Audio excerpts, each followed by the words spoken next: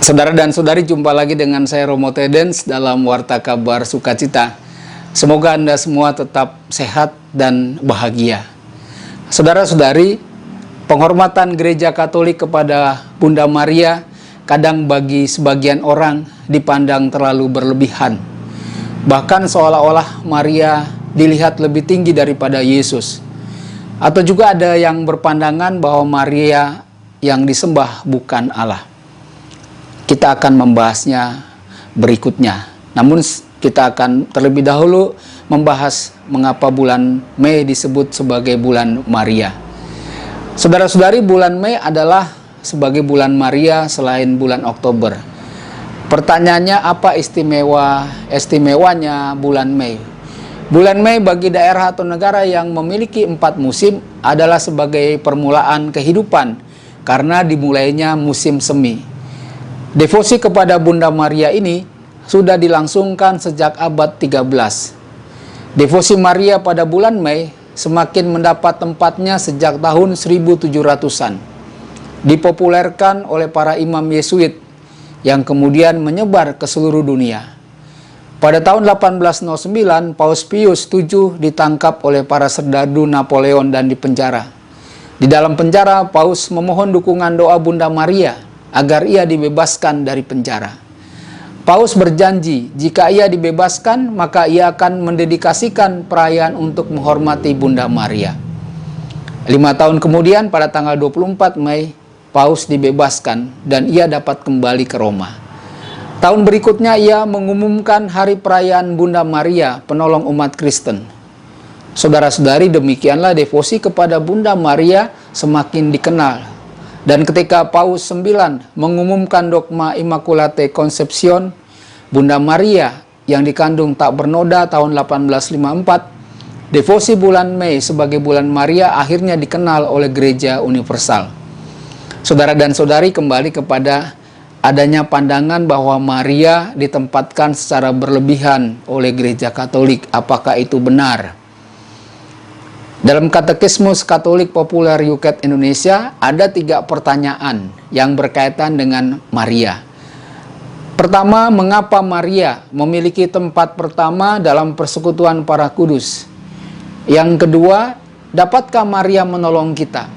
Dan pertanyaan yang ketiga, dapatkah kita menyembah Maria? Saudara dan saudari, dalam Katekismus dikatakan sebagai berikut. Maria adalah Bunda Allah. Ia disatukan dengan Yesus di bumi dengan cara yang tidak pernah dialami manusia lainnya, dalam keintiman yang tidak akan lenyap di surga. Maria adalah Ratu Surga, dan dalam kebundaannya ia dekat dengan kita. Karena Maria memberikan dirinya, tubuhnya, dan jiwanya kepada tugas ilahi yang penuh resiko, Maria diangkat dengan tubuh dan jiwanya ke surga. Lalu apakah Maria dapat menolong kita? Ya, Maria dapat menolong kita. Sejak permulaan gereja, pengalaman mengajarkan bahwa Maria menolong kita. Jutaan orang bersaksi tentangnya. Sebagai Bunda Yesus, Maria juga Bunda kita. Ibu yang baik selalu berpihak kepada anak-anaknya. Saat masih di bumi, ia menjadi pengantara Yesus dengan yang lain. Misalnya, ia melindungi mempelai pria dan wanita di Kana dari cemoohan. Pada peristiwa Pentakosta, Maria berdoa di tengah-tengah para murid. Karena kasihnya kepada kita tak pernah pudar, kita yakin bahwa Maria berdoa bagi kita di saat-saat penting dalam hidup kita, sekarang dan waktu kita mati. Lalu pertanyaan, apakah kita menyembah Maria? Tentu saja jawabannya, Gereja Katolik tidak menyembah Maria. Hanya Allah saja yang disembah.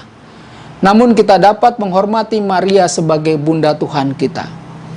Dengan menyembah dimaksudkan merendahkan diri dan mengakui kekuasaan Allah yang mutlak atas segala makhluk.